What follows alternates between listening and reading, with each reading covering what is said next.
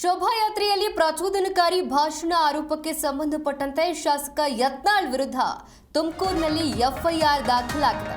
Suo motu ಕೇಸನ್ನು ದಾಖಲಿಸಿಕೊಂಡಿರುವಂತದ್ದು ನಗರ ಪೊಲೀಸರು ಅನ್ಯ ಕೋಮಿನ ಭಾವನೆಗಳಿಗೆ ಧಕ್ಕೆ ತಂದಿದ್ದಾರೆ ಅಂತ ಕೇಸ್ ಹಾಕಲಾಗಿದೆ.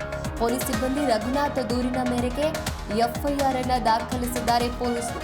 ಶನಿವಾರ ನಡೆದಂತಹ ಹಿಂದೂ ಮಹಾಗಣಪತಿ ಶೋಭಾಯಾತ್ರೆಯಲ್ಲಿ ಪ್ರಚೋದನಕಾರಿ ಭಾಷಣ ಮಾಡಿದ್ರು ಅನ್ನುವಂತಹ ಆರೋಪ ಕೇಳಿ ಬರ್ತದೆ ಶಾಸಕ ಯತ್ನಾಳ್ ವಿರುದ್ಧ.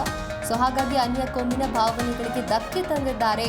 ಪೊಲೀಸ್ ಸಿಬ್ಬಂದಿ ರಘುನಾಥ್ ಕೊಟ್ಟಂತಹ ದೂರಿನ ಮೇರೆಗೆ ಎಫ್ಐಆರ್ ದಾಖಲಾಗಿದ್ದು ಮಧುರ್ನಲ್ಲಿ ನನ್ನ ವಿರುದ್ಧ 70ನೇ ಪ್ರಕರಣ ದಾಖಲಾಗಿದೆ. ತುಮಕೂರಿನಲ್ಲಿ 71 ಪ್ರಕರಣ ದಾಖಲಾಗಬಹುದು ಅಂತ ಶಾಸಕ ಯತ್ನಾಳ್ ಹೇಳಿಕೆ ಕೊಟ್ಟಿದ್ರು. ಅದರಂತೆ ತುಮಕೂರು ನಗರ ಠಾಣೆಯಲ್ಲಿ ನಿನ್ನೆ ರಾತ್ರಿ ಪ್ರಕರಣ ದಾಖಲಾಗಿದೆ.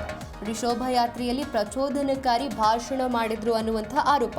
ಹಾಗಾದ್ರೆ ಶಾಸಕ ಬಸನಗೌಡ ಯತ್ನಾಳ್ ಏನ್ ಹೇಳಿದ್ರು ಅಂತ ನೋಡ್ತಾ ಹೋಗೋದಾದ್ರೆ, ಗಣಪತಿ ವಿಗ್ರಹಗಳು ದೇಶದ ಯಾವುದೇ ಮಸೀದಿಗಳ ಮುಂದೆ ಹಾದು ಹೋಗುವಂತಹ ಹಕ್ಕಿದೆ.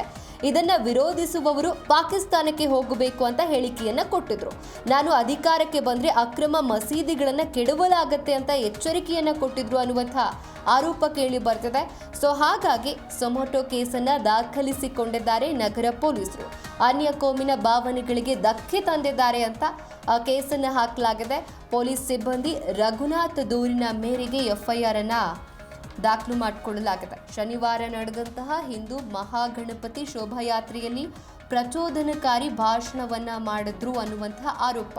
ಏನ್ ಭಾಷಣ ಮಾಡಿದ್ರು, ಹಾಗಾದ್ರೆ ಏನ್ ಹೇಳಿದ್ರು ಭಾಷಣದಲ್ಲಿ ಅಂತ ಹೇಳಿದ್ರೆ, ಗಣಪತಿ ವಿಗ್ರಹಗಳು ದೇಶದ ಯಾವುದೇ ಮಸೀದಿಗಳ ಮುಂದೆ ಹಾದು ಹೋಗುವಂತಹ ಹಕ್ಕಿದೆ.